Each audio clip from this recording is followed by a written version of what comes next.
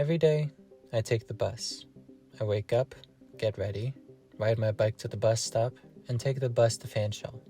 I have had my issues with the busing system by the London Transit Commission, or LTC for short, but I wanted to know other people's opinions on the busing system here in London. To find out more, I interviewed 3 Fanshawe students about their experiences with taking the bus and trying to get around London without owning a car. My name is Brenna Gerardin. I use she, her pronouns, and I am a student currently studying at Fanshawe College. My name's Zach Vex. I'm from Shirley, Ontario, he, him, and I'm a photographer.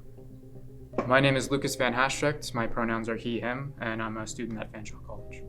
So I don't have to take public transit to get to school every day, but for any sort of other transportation that I need, I rely solely on public transit. My daily transit, I'm more of a walker, but last year I did take the bus a lot. I took it to get groceries. I took it to get to any film set that we were filming on. Pretty much anywhere that was out of walking distance, I used the bus. I walk everywhere. Everywhere? Everywhere. I'll walk down, downtown to Victoria Park, and it'll take an hour. The first thing I asked was how often they rely on the city bus. Any sort of grocery shopping I need to take the bus. Any sort of recreational purposes to get to downtown. Maybe once a week for groceries and stuff. Yeah. Well, seeing as I don't have a car, taking a bus is kind of a must when it comes to groceries. It's nice when you can find a roommate to help you out with their car, but mostly anything that's out of reach I'm gonna have to take the bus, whether it's movie theater, another film set, groceries. I asked what their opinions on the buses are and the busing system in general. No, I'm not very satisfied with the way that LTC runs their buses. I think there's definitely a lot of room for improvement. There have been buses that I've missed. There have been buses that are too full to even get on. They don't even let you on. Making it easier for the people who take the bus and actually pay to take the bus would probably be pretty good. I would say that one of the biggest things for me is it's extremely unreliable, especially with all the construction around London at the moment. The buses can be delayed several minutes. I've had a bus delayed by 3 hours one time. Sometimes they just don't show up at all. Their number one priority should definitely be just having more buses, making the buses more frequent. Because pretty much everyone I've known who takes the bus has missed the bus. That would just make it so that there's more drivers. An important topic that my interviewers brought up is safety on the bus.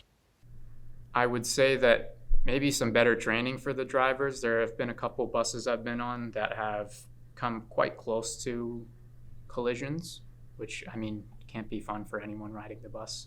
Because there's a lot of collisions and accidents that happen because people just don't know how to share the road, and cyclists too, especially because they'll just expect that people will respect their space, but cars won't.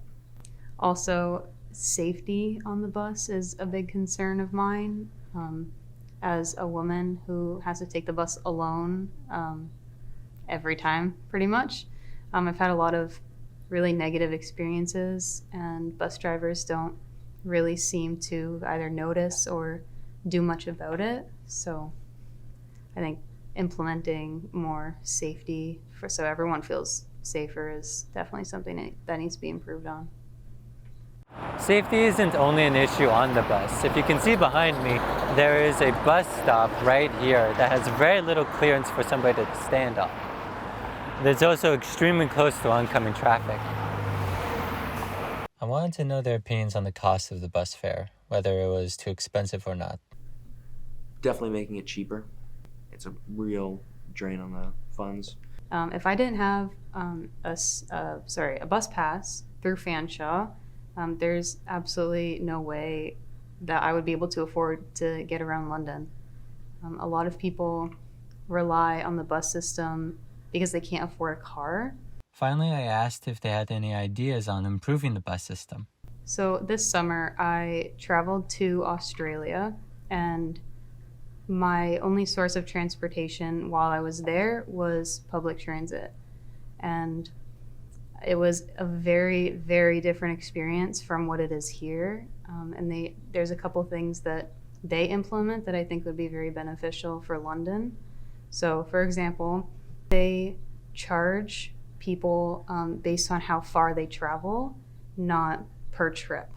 So, if I'm just traveling a couple blocks, it's only going to cost me a couple cents rather than almost $5. When I was in the Netherlands, they have these bikes where you can just rent them, and they're very cheap. Like you hear rent, and obviously you're thinking, oh, I can't afford that, but they're very cheap, and you can use the bike for the entire day. It's a great system. You don't have to wait for other stops. You don't have to wait for other people's routes. You can just go wherever you want. During the making of this documentary, I didn't think I was smart enough to tackle the issues with London Transit. I got lost in my research, and all the numbers and budgeting kind of flew over my head.